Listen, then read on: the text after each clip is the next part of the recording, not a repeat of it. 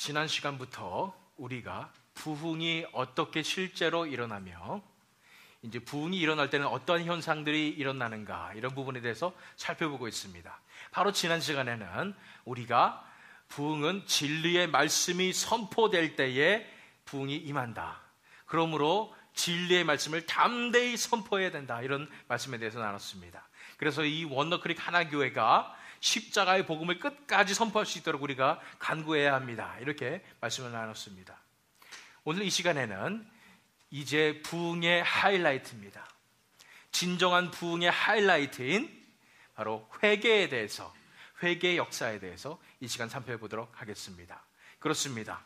부흥이 일어날 때는 바로 회개가 일어났습니다. 회개가 바로 부흥의 특징이며 부흥의 하이라이트인 것입니다.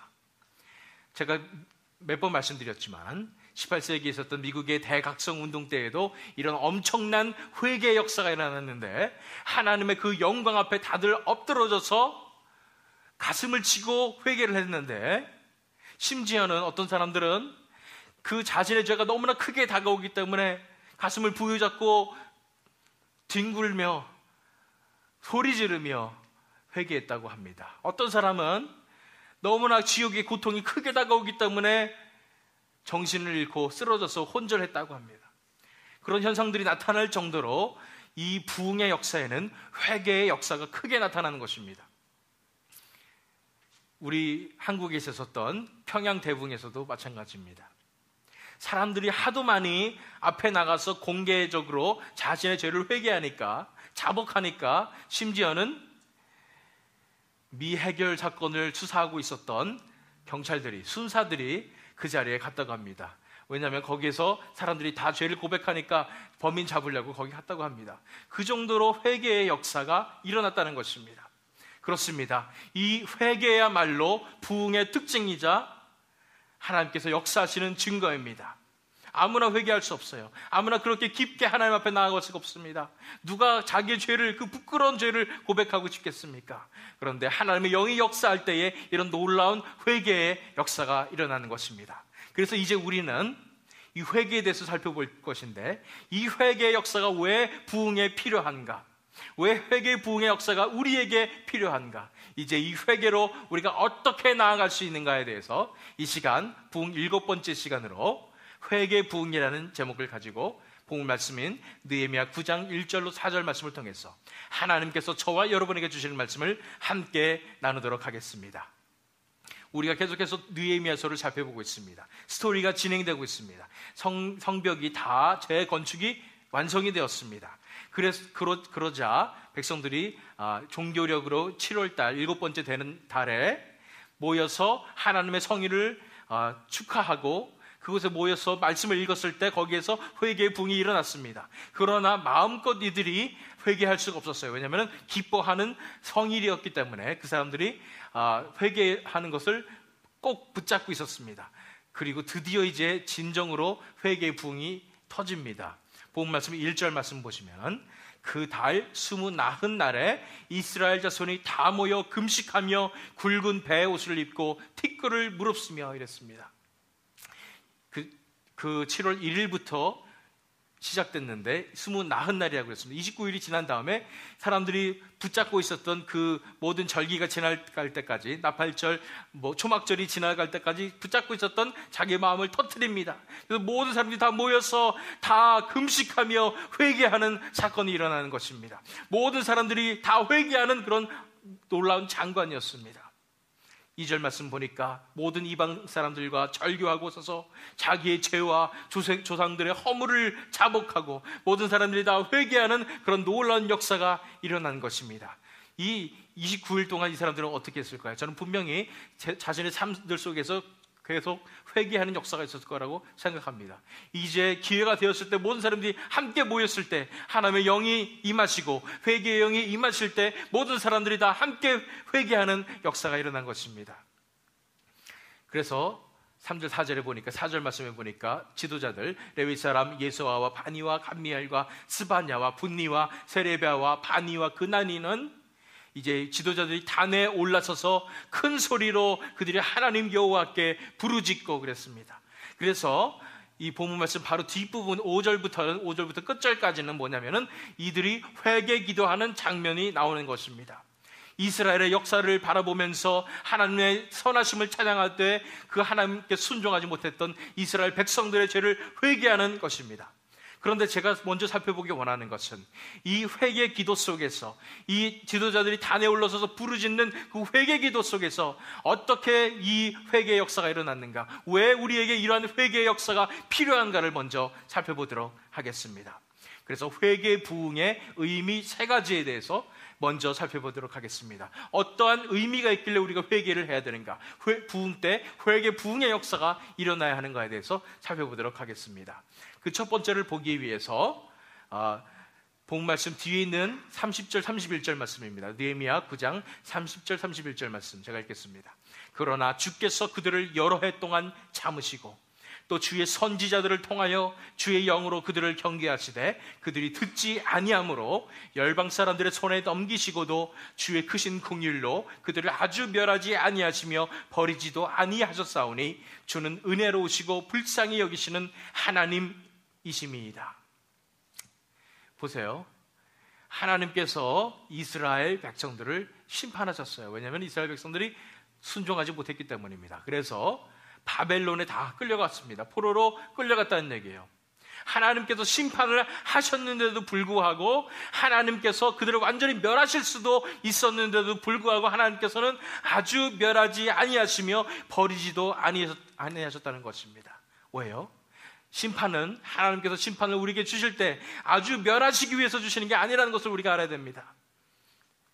우리에게 심판을 주시는 이유는 우리의 회개를 위함입니다. 회개 부흥의 의미 3가지 중에 첫 번째 의미인 것입니다. 심판을 주시는 이유는 우리의 회개를 위함입니다. 이 심판을 통해서 우리가 회개하고 돌아오기를 원하시는 것입니다. 지금 전 세계가 어렵습니다. 경제가 어렵습니다.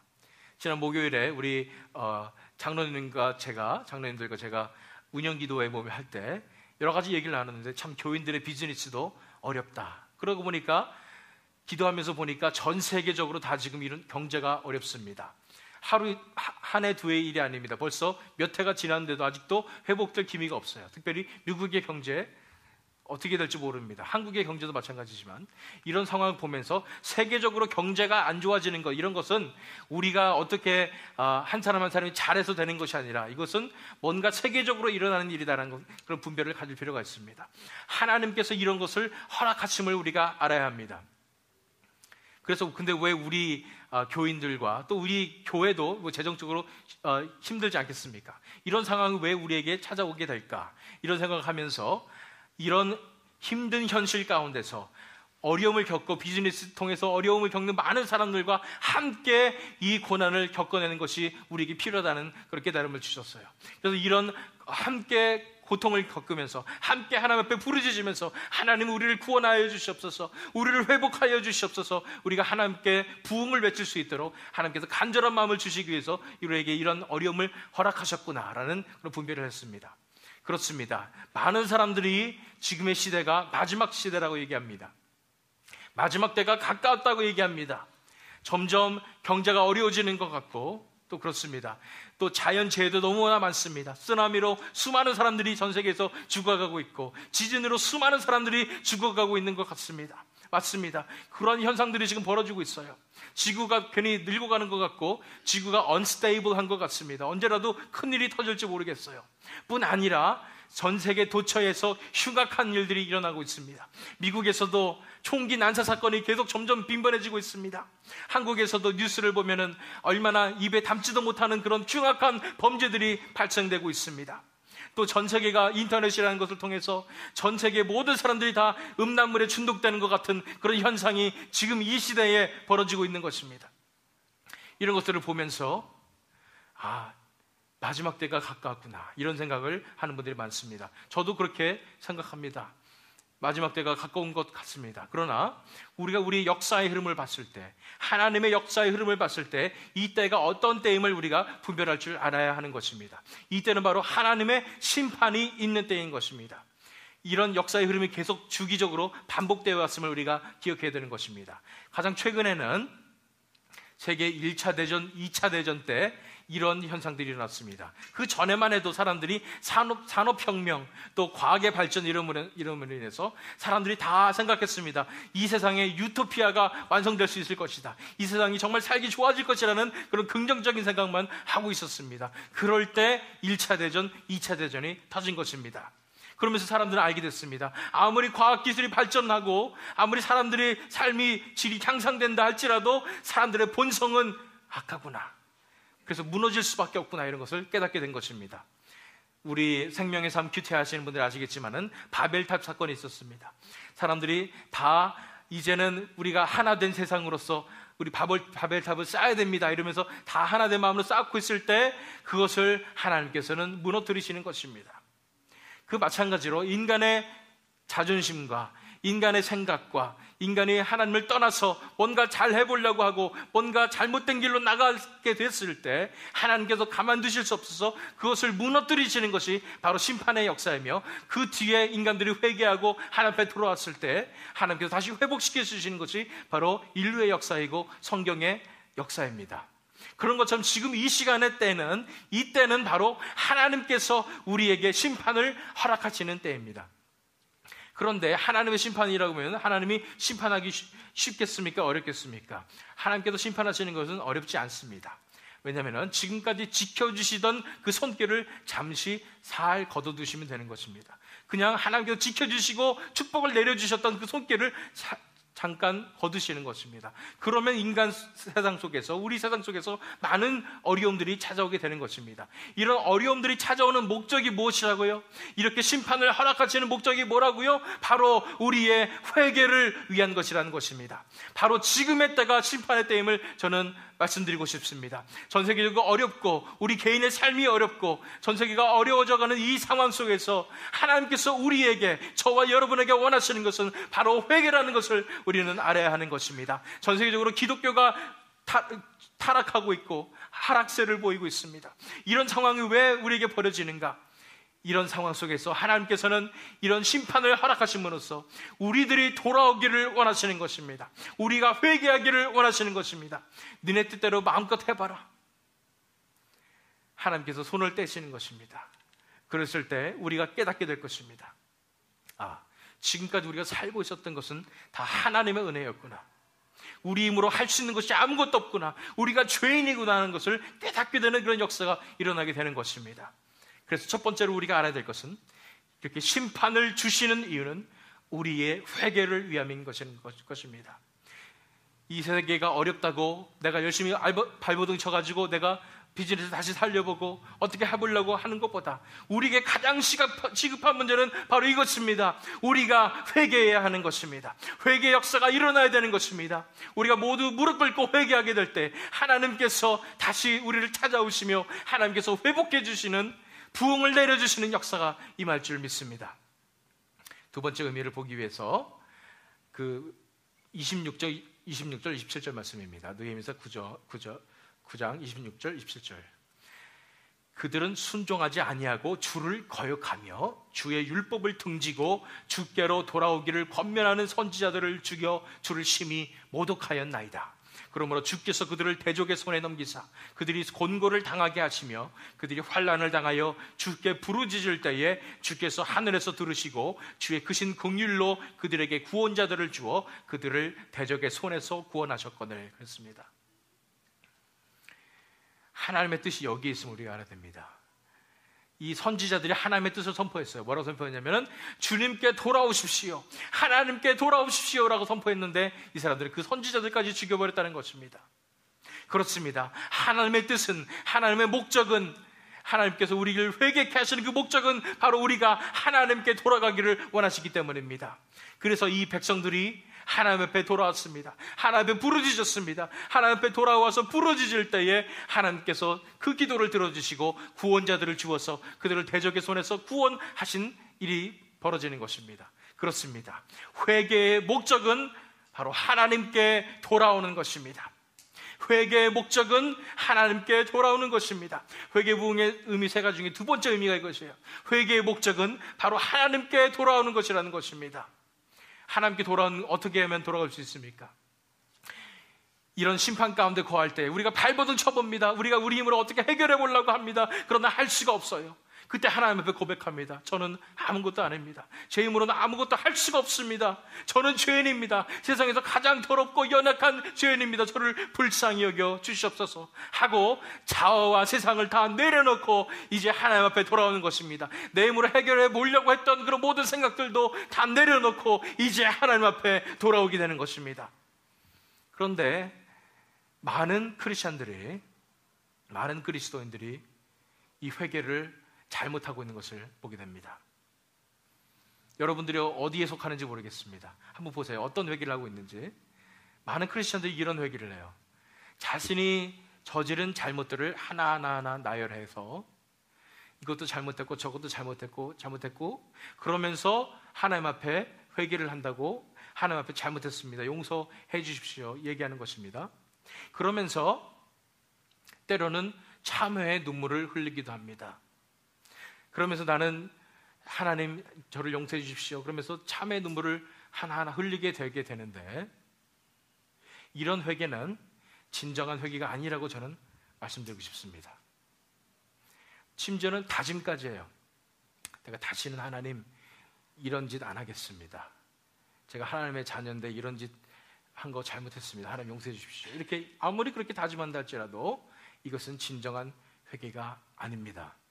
왜냐하면 아직도 자신의 뜻대로 살기 때문입니다.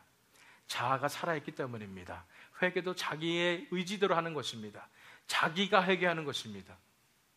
마치 우리 아이들 같습니다. 우리 아이들은 가만 놔두면 항상 일을 저지르고 항상 나쁜 짓을 하게 되어 있습니다. 그런데 그 아이들이 잘못했을 때 저는 아이들을 혼내야 되잖아요. 바로 잡아줘야 되잖아요. 그래서 회초리를 딱 들게 될 때 100% 저희 아이들은 그렇게 얘기할 것입니다. 아빠 다시는 안 그럴게요. 한 번만 용서해 주세요. 한 번만 용서해 주면 되잖아요. 그럼 제가 대답합니다. 그 한 번이 몇 번이니 지금 1000번도 넘었다 이렇게 얘기를 합니다. 그래도 아이들은 계속 한 번만 용서해 주시면 제가 다시는 안 그러겠습니다. 눈물을 흘리면서 참회의 눈물을 막 흘립니다. 그래서 용서해 주면 5분 뒤에 다시 또 그런 짓을 저지릅니다. 그 아이들을 보면서 저도 그런 생각이 듭니다. 아, 나도 하나님 앞에 이렇지 않은가 이런 생각합니다. 변하지 않았어요. 안 변해요. 아무리 내 힘으로 다짐을 하고 참회를 하고 눈물에 참회를 해도 내가 변하지 않는 거예요. 이거는 진정한 회개가 아니라는 것입니다. 진정한 회개는 하나님 앞에 내 자신을 완전히 내려놓는 것입니다. 내 힘으로 할 수 없다는 것을 인정하고 하나님 앞에 내 자아를 십자가에 못 박는 것입니다. 이제는 내 힘으로 살지 않겠습니다. 이제는 하나님으로 살겠습니다. 하나님께서 내 삶을 다스려 주시옵소서 하는 것이 진정한 회개임을 아셔야 됩니다. 아무리 눈물 흘리며 참회하고 아무리 내가 다시는 범죄하지 않겠습니다 다짐한다 할지라도 다시 똑같이 돌아가는 것이, 왜냐하면 자기의 힘으로 회개를 하기 때문에 그렇습니다. 아니에요. 자신을 포기하셔야 됩니다.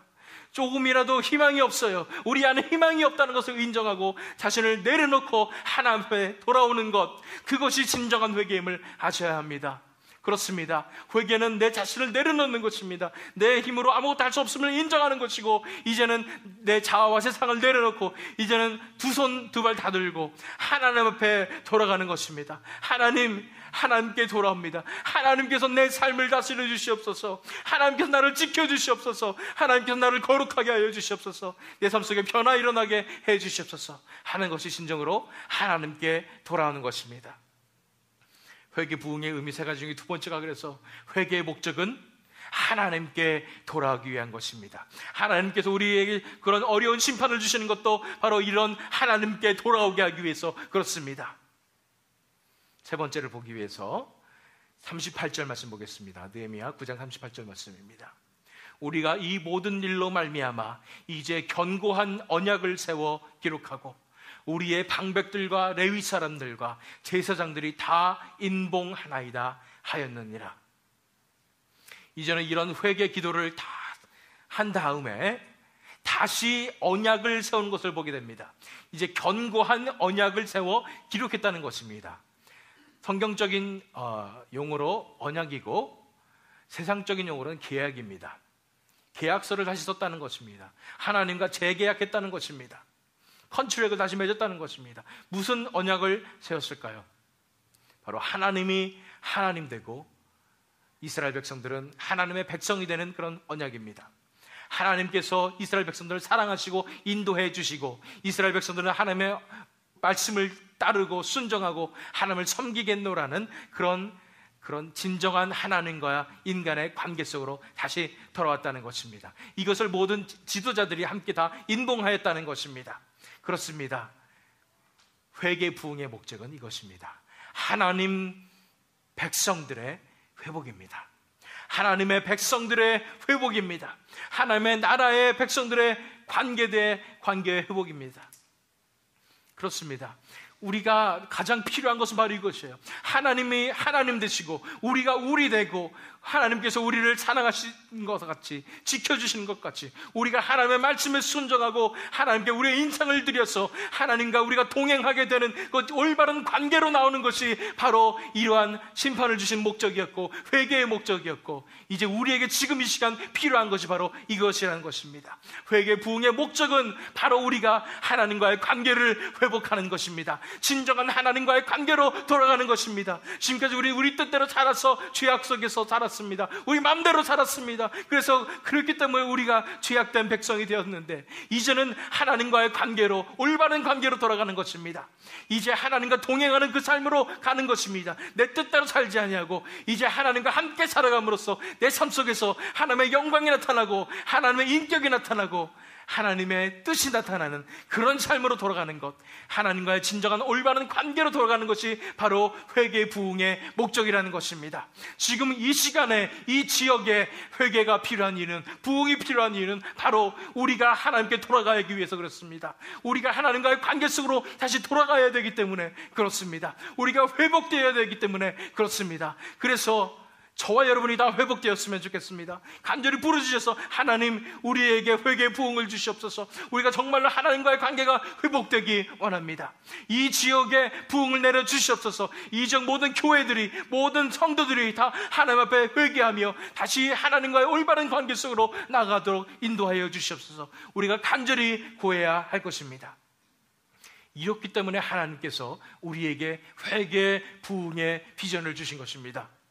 그래서 우리에게 이 회개가 필요합니다. 이 지역의 회개의 역사가 필요한 것입니다. 우리 자신에게, 우리 한 사람 한 사람에게 회개의 역사가 필요한 것입니다. 그냥 나 조금 요거 잘못했고요, 저거 잘못했고요, 정말 죄송합니다, 이런 회개가 아니라 정말 내 자신의 존재가 다 무너지는 그런 회개로 나가야 하는 것입니다. 그렇다면 우리가 어떻게 실제적으로 회개를 할 수가 있을까요? 진정한 회개로 나갈 수 있을까요? 어떻게 부흥을 일으키는 진정한 회개 속으로 나갈 수 있을까요? 그래서 부흥을 위한 회개의 세 가지 단계라는 것으로 함께 살펴보도록 하겠습니다. 부흥을 위한 회개의 세 가지 단계, 그 첫 번째를 보기 위해서 복 말씀 1절 말씀 보시기 바랍니다.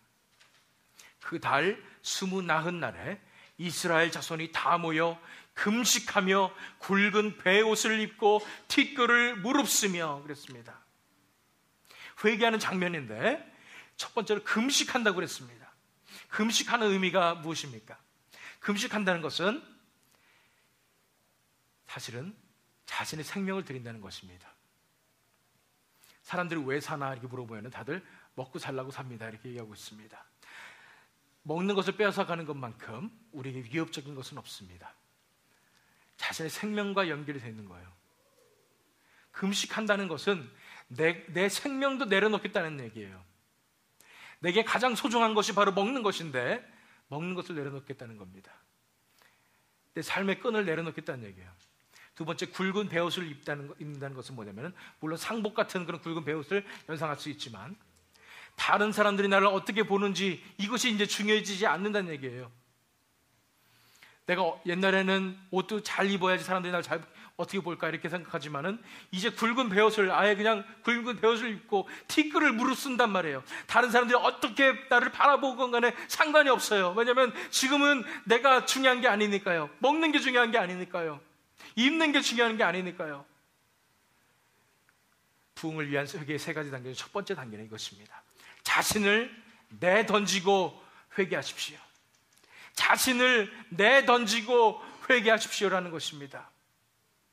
자신을 내던진다는 말은 지금까지 내가 중요하고 생각해왔던 것, 붙잡았던 것, 그것을 내던진다는 것입니다. 먹는 거 중요하단 말이에요. 사는 거 중요하단 말이에요. 목숨이 중요하다는 얘기예요. 생명이 중요하다는 얘기예요. 그 꽉 붙잡고 있었던 두려워했던 거, 그거 내던지시란 말입니다. 다른 사람의 이목 중요했단 말이에요. 내가 지금까지 살아온 인생이, 체면이 중요했다는 거예요. 그거를 다 내려놓고 회개하라는 것입니다.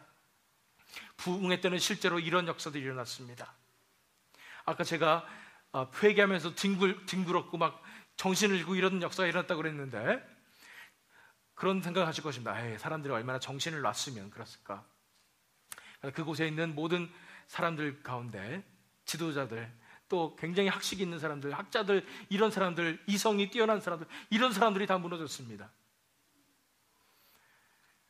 어떤 분들이 이럴지 모르겠어요. 하나님, 저는 정말로 회개하고 싶습니다. 정말로 진정한 회개를 저에게 주십시오. 이렇게 말하면서 하나님께서 회개의 순간을 주시려고 그럴 때 자기가 막는 거야. 안 돼. 다른 사람 앞에서 물으면 안 돼. 내가 망가진 모습을 보이면 안 돼. 이러면서 참고 넘어가면서 저는 왜 회개가 안 될까요? 이런 분들이 계실지 모르겠습니다. 우리가 해야 될 것은 자신을 내던져야 합니다. 다른 사람들이 어떻게 보든 상관이 없어요. 내 영혼이 중요합니다. 하나님을 만나는 것이 중요합니다. 내가 진정으로 회개하는 것이 중요하다는 것이에요. 자신을 내던지고 회개하시기 바랍니다. 자신을 내던지세요. 다른 게 다 중요하지 않습니다. 뭐가 중요해요? 하나님 한 분만 중요합니다. 내가 하나님 앞에 진정으로 나가는 것이 중요합니다. 그렇게 자신을 내던지고 회개할 때 우리가 이러한 놀라운 회개 부흥의 역사를 우리가 경험할 수 있을 줄 믿습니다. 다른 사람들 의식하지 말고 하나님 앞에 하나님만 바라보세요. 진정으로 내 자신을 내던지고 내 자아를 내던지고 내 삶을 내던지고 하나님 앞에 나오시기 바랍니다. 우리가 회개 역사 중에 가장 크게 볼 수 있는 것이 바로 이 요나서에 있는 회개의 역사입니다. 그래서 요나서 3장 4절 5절 말씀 읽겠습니다. 요나가 그 성읍에 들어가서 하루 동안 다니며 외쳐 이르되 40일이 지나면 니느웨가 무너지리라 하였더니 느니웨 사람들이 하나님을 믿고 금식을 선포하고 눕고 낮은 자를 막론하고 굵은 베옷을 입은지라. 요나서 스토리를 여러분들 잘 아실 것입니다. 첫 번째로 하나님이 니느웨 성으로 가서 말씀을 선포하라 그랬을 때 요나가 듣지 않았습니다. 그렇기 때문에 물고기 뱃속에 들어갔다가 한번 나온 다음에 마지못해서 요나가 두 번째로 이제 그 성읍에 들어갑니다. 니느웨는 이 당시에 전 세계 제국을 다스리고 있었던 아시리아의 수도입니다. 굉장히 큰 도시란 말이에요. 그러나 굉장히 악한 도시였기 때문에 하나님께서 멸망하겠다고 말씀하신 거예요. 그래서 요나의 이 선포를 보십시오. 하나님의 말씀을 들어야 된다, 회개해야 된다, 이런 말 하나도 안 합니다. 요나가 얼마나 이 니느웨 사람들을 싫어하는지 알 수 있습니다. 40일이 지나면 니느웨가 무너지리라, 이 한마디 했다는 얘기예요. 그런 놀라운 일을 보세요. 그 한마디 듣고 그 악독한 니느웨 사람들이 하나님을 믿고 금식을 선포하고 높고 낮은 자를 막론하고 굵은 베옷을 입은지라. 이게 말로 설명이 되냐고요? 설명이 안 됩니다. 말도 안 되는 얘기입니다. 그런데 왜 가능했을까요? 바로 이곳에 회개의 부흥이 임한 것입니다. 이곳에 하나님의 회개의 영이 임하신 것입니다. 하나님의 영의 역사가 일어난 것입니다. 그렇기 때문에 그들이 다 무너지고 하나님을 믿고 하나님 앞에 엎드렸다는 것입니다. 그런데 이 똑같은 현상을 보세요. 금식을 선포하고 먹는 것도 먹지 않겠다는 것입니다. 높고 낮은 자를 막론하고 높은 사람은 참 좋은 옷 입어야 되잖아요. 근데 굵은 베옷을 입는지라. 이제 다 자신을 내던졌다는 말입니다. 그렇습니다. 진정한 회개를 위해서는 내 자신을 내던져야 되는 것입니다. 내 자아를 내던져야 되는 것입니다. 내가 다른 사람이 어떻게 나를 볼까? 지금까지 나를 꽉 붙잡고 있었던, 지금까지 내 자존심 하나로 살았었는데 그 자존심을 내던지란 말인 것입니다. 내 자아를 내던지게 될 때 우리가 진정으로 회개할 수 있음을 믿으시기 바랍니다. 두 번째 단계는 2절 말씀입니다. 모든 이방 사람들과 절교하고 서서 자기의 죄와 조상들의 허물을 자복하고 그랬습니다. 여기서 모든 이방 사람들과 절교했다는 말은, 이방 사람들은 다른 나라 사람들이에요. 그런데 다른 나라 사람들과 다 절교를 했다는 것입니다. 왜 이런 일을 했어야 했을까요? 이때 당시에 이스라엘 민족은 신정일치가 됐던 그런 사회입니다. 다시 말해서 종교와 국가가 한꺼번에 합쳐졌던 그런 사회이기 때문에 이 순수성을 지키기 위해서 다른 나라 사람들의 종교를 들어오지 못하기 위해, 다른 나라의 신들이 들어오지 못하기 위해서 하나님께서 막으셨던 거예요. 그런데도 불구하고 이스라엘 자손들은 그것을 제대로 지키지 못했었던 것입니다. 그래서 다른 사람들과의, 다른 민족과의 결혼이 횡행하고 있었고, 또 다른 나라 사람들과 비즈니스의 파트너로 동업하고 있었던 이런 모든 것들이 다 횡행했던 시절이었던 것입니다. 그런데 이들이 이방 사람들과 절교를 선언한 것입니다. 이제는 하나님의 말씀을 듣겠습니다. 이제 하나님 앞으로 나가오겠습니다. 얘기하는 것입니다. 이들의 모습을 보면서, 순수성을 지키기 위한 이들의 모습을 보면서 우리가 알 수 있는 것은 이것입니다. 바로 우리가 세상을 끊어내고 회개하십시오라는 것입니다. 부흥을 위한 회개의 세 가지 단계 중에 두 번째는 바로 세상을 끊어내고 회개하십시오라는 것입니다. 세상을 끊어내라고 그러니까 많은 분들이 부담이 될 줄 믿습니다. 우리가 지금 이 세상을 살고 있는데 어떻게 세상을 끊어냅니까? 너무한 것 아닙니까? 또는 어디까지 끊어내야 합니까? 이런 의문들이 생길 줄 저는 믿습니다. 제가 이 시간에 기준을 확실히 말씀드리겠습니다. 여러분들의 믿음이 아직 연약할 때, 여러분들의 믿음이 아직 성숙되지 못할 때에는 다 끊어내시기 바랍니다. 할 수 있는 한 다 끊어내시기 바라요. 뭐냐면 여러분들한테 세상의 욕망을 방해사를 당기단 말이죠. 할 수 있는 모든 부분을 끊어내시길 바랍니다. 그것이 여러분의 신앙에 좋습니다. 만약 여러분들의 믿음이 좀 더 강해져서 이 세상의 것을 즐기면서도 하나님 앞에 관계를 잘 가질 수가 있다 그러면 여러분들은 즐길 수 있습니다. 그러나 만약 여러분들의 신앙이 약하다 그러면은 이 세상의 것을 끊어내시기 바랍니다. 이것은 제가 한 가지 스토리를 설명해 드릴게요. Every Man's Battle이라는 모든 남자들의 전쟁이라는 그런 책을 쓴 스티브 어러번이라는 사람이 이런 얘기를 했습니다. 뭐라고 했냐면 남자들은 눈이 문제라는 거예요. 눈이. 그래서 지나가던 이쁜 여자가 지나가면 눈이 싹 돌아가게 되어 있습니다. 또 야한 옷을 입은 사람들을 보면 눈이 싹 돌아가게 되어 있다는 거예요. 그래서 운전하다가도 항상 남자들 보면은 남자들만 계속 보고 있기 바랍니다. 이쁜 여자가 지나가면 계속 눈이 돌아갑니다. 근데 이거를 하지 말라는 얘기예요. 그래서 이거를 영어로 bounce away라고 합니다. 눈의 정욕이 약하기 때문에 눈을 만약 봐도 그럼 어떻게 눈을 감고 갈 수도 없잖아요. 그러면은 blur 하라는 것이 일부러 초점을 흐리라는 것입니다. 그리고 지나가라는 것입니다. 그게 쉬운 것 같지만 쉽지가 않습니다. 그렇지만 bounce away 하라는 것입니다. 왜냐하면 그것이 트리거 하기 때문입니다. 우리의 욕망을 트리거하기 때문입니다. 우리가 인터넷 할 때도 마찬가지예요. 그냥 드라마를 볼 때도 마찬가지예요. 뭐를 할 때도 뭐든지 세상에 대한 우리의 욕망이 트리거 될 수 있는 것을 다 끊어내야 되는 것이 맞습니다. 만약 여러분의 신앙이 정말 좋고 믿음이 좋다 그러면은 그렇게 안 하셔도 충분히 지킬 수 있어요. 그러나 만약 여러분의 믿음이 지키지 못하겠거든 끊어내세요. bounce away 하시기를 바랍니다. 그럴 때 여러분 삶 속에서 그런 유혹들로부터 지킬 수가 있어요. 왜냐하면 우리가 죄악의 습성을 알아야 됩니다. 죄악은 처음에 조그만 것으로 유혹해요. 큰 것으로 유혹하지 않아요. 조그만 것을 유혹해서 조금 받아들이면 조금 더 큰 걸로 유혹합니다. 점점 끌어들여서 죄악 속으로 깊게 빠져들게 하기 때문에 처음 내미는 이 손길에 넘어가지 말고 끊어내시라는 것입니다. 그러면 이 말은 지금 세상에서 사람들이 아무렇지도 않게 즐기는 이 모든 것들이 우리에게 걸림돌이 될 수 있다는 얘기예요. 그렇죠? 세상의 음악들, 대중음악, 또 드라마, 영화 보는 것, 인터넷 하는 것, 게임하는 것, 이 모든 것이 다 트리거가 될 수 있는 것이 많다는 얘기입니다. 만약 여러분들이 진정으로 하나님 앞에 믿음을 지키고 싶으시다면 끊어내세요. 먼저 믿음이 없으니까 여러분들이 만약 믿음이 없으면 끊어내세요. 안 그러면 여러분 믿음 못 지킵니다. 나는 정말 주일날 와서 하나님 말씀을 들으면 너무나 좋은데 왜 세상에 나가면 나 자꾸만 무너지지? 안 끊어내서 그렇습니다. 여러분 지킬 수 있는 믿음도 없으면서 여러분들 자신 있게 이 정도는 괜찮겠지 하고 봐서 그렇습니다. 보고 듣고 그래서 그렇습니다. 끊어내셔야 되는 거예요. 먼저 여러분들 믿음 없으시니까 끊어내세요.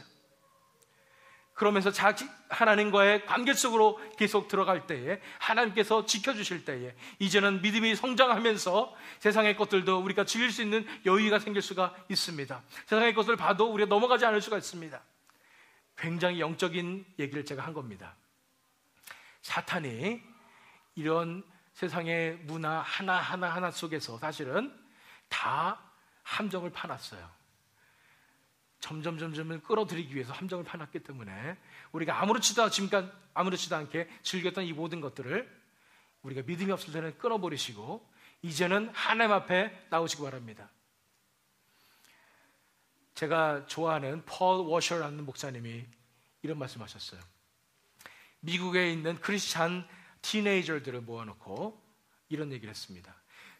만약에 너희들의 지금 이렇게 사는 이 모습을 동유럽권에 있는 교회에서 봤다면 너희들은 다 출교감이다, 이렇게 얘기하셨어요. 출교감은 엑스커뮤니케이션입니다. 다 교회에서 쫓겨난다는 얘기예요. 어떻게 감히 크리스찬들이 영화도 볼 수 있고 크리스찬들이 이런 삶을 살 수 있느냐 이러면서 너는 크리스찬도 아니다고 다 엑스커뮤니케이션 된다는 얘기입니다. 너무 하겠다고 생각이 드십니까? 만약 우리가 우리 자신의 믿음을 하나님과의 관계 속에서 지키지 못할 것 같으면 끊어내시는 결단하시기 바랍니다. 그렇습니다. 회개는 끊어내는 것입니다. 첫 번째로 자신을 내던졌습니다. 내 자아를 내던졌습니다. 내 삶대로 내 뜻대로 행동하는 것을 다 내던지고 회개해야 된다고 그랬습니다. 두 번째로 내던져야 되는 것은, 끊어내야 되는 것은 바로 세상입니다. 세상에 대한 의존을 끊어내야 됩니다. 세상에 대한 욕망을 끊어내야 되는 것입니다. 그것이 진정한 회개입니다. 회개는 믿음의 발걸음을 내딛는 것입니다. 내 자아를 내던지는 것입니다. 또한 세상을 끊어내는 것입니다. 이제는 하나님께서 다스리시는 그 삶으로 내가 나아가겠습니다. 내 발걸음을 하나님께 모든 것을 100% 드리겠습니다 하는 것이 진정한 믿음임을, 그 진정한 회개임을 우리가 알아야 됩니다. 제가 TV도 안 보고 영화도 안 보고 음악도 안 듣고 그러고 있냐고요? 제 삶은 저는 매일매일 삶 속에서 그런 와중에도 하나님과 교제하려고 노력합니다. 하나님과 함께 하게 될 때에, 물론 때때로 제가 너무나 가기 때문에 인간의 욕망이 있잖아요. 무너지게 되지만, 그러나 하나님께서 저를 지켜주시는 것을 경험하면서 하나님께서 주시는 그런 세상의 것들을 누릴 수 있는 그런 힘을 얻게 되는 것입니다. 여러분들 만약 믿음이 부족하다 생각하시면 이것부터 시작해보세요. 세상의 것을 끊어보시기 바랍니다. 그럴 때 하나님께서 여러분들을 지켜주시고 믿음을 더하게 해주시고 하나님께서 역사해 주실 줄 믿습니다. 첫 번째가 자신을 내던지고 회개하라고 그랬습니다. 두 번째는 세상을 끊어내고 회개하라고 그랬습니다. 세 번째를 보기 위해서 그 전에 요나서 3장 7절 8절 말씀을 읽겠습니다. 왕과 그의 대신들이 조서를 내려 니느웨에 선포하여 이르되 사람이나 짐승이나 소떼나 양떼나 아무것도 입에 대지 말지니 곧 먹지도 말 것이요 물도 마시지 말 것이며 사람이든지 짐승이든지 다 굵은 베옷을 입을 것이요 힘써 하나님께 부르짖을 것이며 각기 악한 길과 손으로 행한 강포에서 떠날 것이라. 보니까 이 니느웨 사람들은 더 심합니다. 세상 것이고 뭐고 간에 아무것도 입에 대지 말라고 합니다. 먹지도 말고 물도 마시지 말라고 합니다. 엄청난 결단이죠. 완전히 다 끊어내는 것이죠. 하나님 외에는 다른 것은 다 소용없다는 그 고백을 하는 것입니다. 왜 이렇게 고백이 가능했을까요? 이때는 심판의 때이기 때문입니다. 회개가 필요한 때이기 때문입니다. 그렇기 때문에 이 사람들이 이런 결단을 내릴 수가 있었어요. 각기 악한 길과 손으로 행한 강포에서 떠날 것이니라. 떠나란 말이에요. 그것이 이런 행동을 했을 때, 이렇게 세상을 끊어내는 회개를 했을 때 하나님께서 역사해 주셨습니다. 돌아와 주시는 거예요. 하나님의 회복하심의 역사가 있는 거예요. 하나님의 축복하심이 다시 돌아오는 겁니다. 우리가 그래서 진정한 회개 역사를, 부흥의 역사를 경험하기 위해서 우리가 세상을 끊어내고 회개해야 하는 것입니다. 세 번째로 보기 위해서 3절 말씀 보시기 바랍니다. 이 날에 낮 4분의 1은 그 제자리에 서서 그들의 하나님 여호와의 율법책을 낭독하고 낮 4분의 1은 죄를 자복하며 그들의 하나님 여호와께 경배하는데 그랬습니다. 결국 낮 4분의 1은 3시간입니다. 3시간 동안 자리에 서서 하나님의 율법책을, 말씀을 듣고 4분의 1은 4시간 동안 죄를 자복하고 하나님께 경배하고 이런 사건들이 일어난 것입니다. 이 하나님 앞에 경배했다고 그랬습니다. 하나님을 경배하는 그것의 의미는 무엇이냐면, 하나님, 저는 아무것도 아닙니다. 하나님 앞에 굴복합니다. 하나님 앞에 항복합니다. 지금까지 내가 내 삶대로 살아보려고 했는데, 내가 모든 문제를 해결해 보려고 했는데 안 됩니다. 하나님, 저는 아무것도 아닙니다. 하나님 앞에 온전히 항복합니다. 하나님 제 삶을 다스려 주시옵소서. 완전히 엎드리는 것이 진정한 경배입니다. 그렇습니다.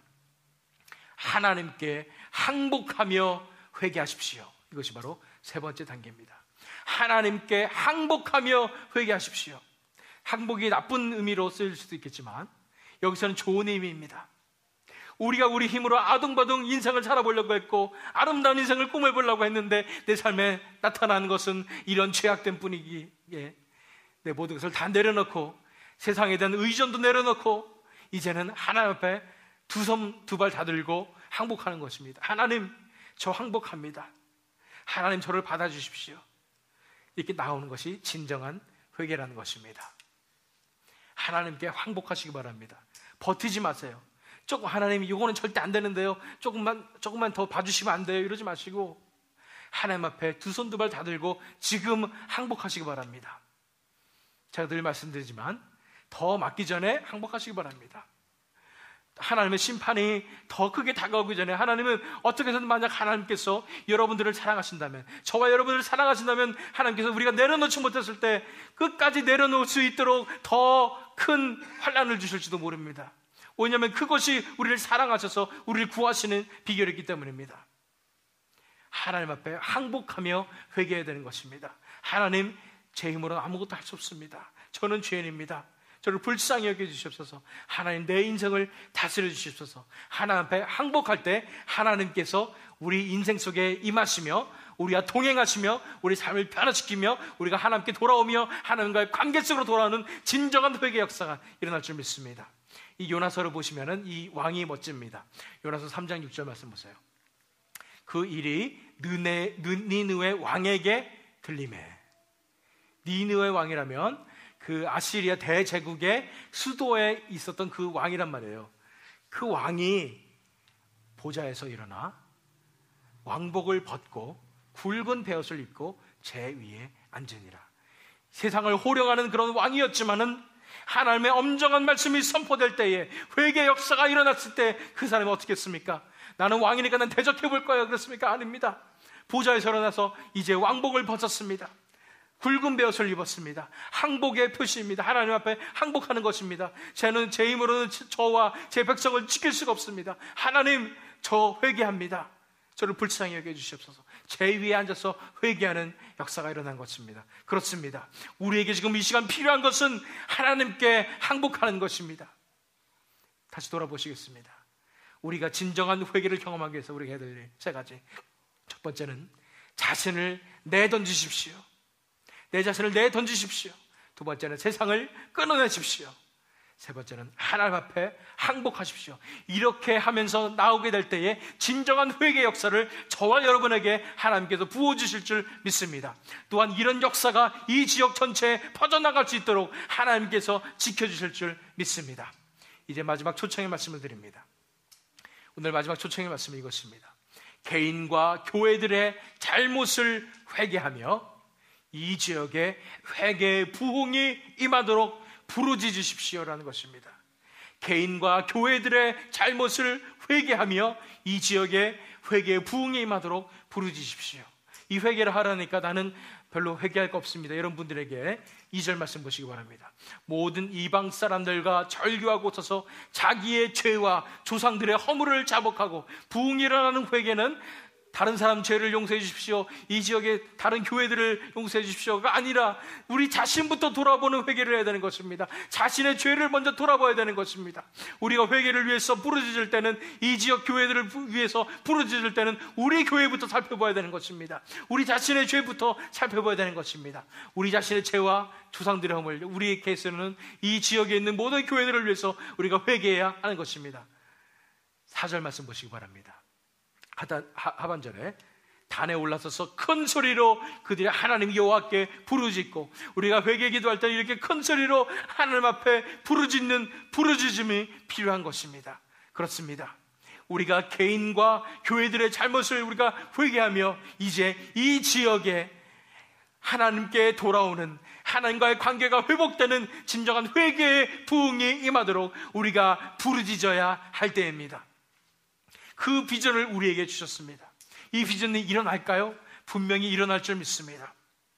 하나님의 약속은 이루어집니다. 처음에 우리가 임예성 찬양 드렸잖아요. 신실하신 하나님, 하나님께서 믿을만 하신 분이십니다. 하나님의 약속을 지키시는 분이에요. 그렇기 때문에 하나님의 약속을 믿고 우리가 담대히 나아갈 때 이곳에 회개의 부흥이 임할 줄 믿습니다. 언제 일어날지 모르겠어요. 하나님의 때에, 하나님의 방법으로 이곳에 회개의 부흥이 일어날 것입니다. 상상해 보세요. 이곳에 회개의 부흥이 일어나는 장면을 상상해 보십시오. 교회들이 하나님 앞에 무너질 것입니다. 교회들이 하나님 앞에 회개할 것입니다. 하나님 앞에 돌아올 것입니다. 하나님의 주권이 회복될 것입니다. 우리가 다 하나님 앞을 만나게 될 것입니다. 하나님 앞에 엎드러지게 될 것입니다. 요나서에 그 기적이 일어났습니다. 요나서 3장 10절 말씀 보세요.